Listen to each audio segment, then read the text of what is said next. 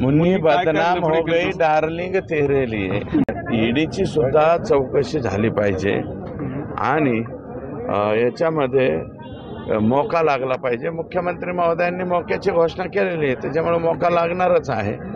आणि यातला खरा मास्टर माइंड अजूनही आकापर्यंत आकाला आम्ही वाट पाहतोय की 302 मध्ये कधी घेतायत आणि त्यांना एकदा 302 मध्ये घेतलं आणि आकाचा जर हात असेल तर मग शेवटी आका सुद्धा त्याच्यामध्ये जाऊ शकतो। ईडीची कारवाई सध्या थांबलेली आहे, परंतु आता हे जे आकडेवारी चालली त्यांच्याकडे जाईल त्यावेळेस ईडीची कारवाई थांबणार नाही, ईडीची कारवाई जोरात सुरू। मुन्नी जे आहे, मी फक्त मुन्नीच्या बाबतीत एकच सांगतो की मुन्नी ही महिला भगिनी वगैरे नाही, ही राष्ट्रवादीतली मुन्नी ही पुरुष आहे आणि मी जे बोललोय त्या मुन्नीला 100% कळालेलं आहे, फक्त ती बाहेर आलेली नाही।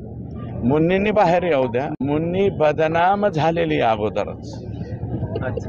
मुन्नी बदनाम हो गई डार्लिंग तेरे लिए। डार्लिंग जी आहे त्याच्यासाठी मी पूर्णपणे मुन्नी बदनाम झालेली आहे। मुन्नीचे सगळे लफडे सगळे सुपडे सगळं माझ्याकडे आहे। मुन्नीला एकदा बोलू द्या। मी आता तेच बोललो की 109 डेड बॉडीज आहे परळी तालुक्यात, या आता मी आज एसपी ला विचारणार आहे याचं रेकॉर्ड काय आहे काय नाही।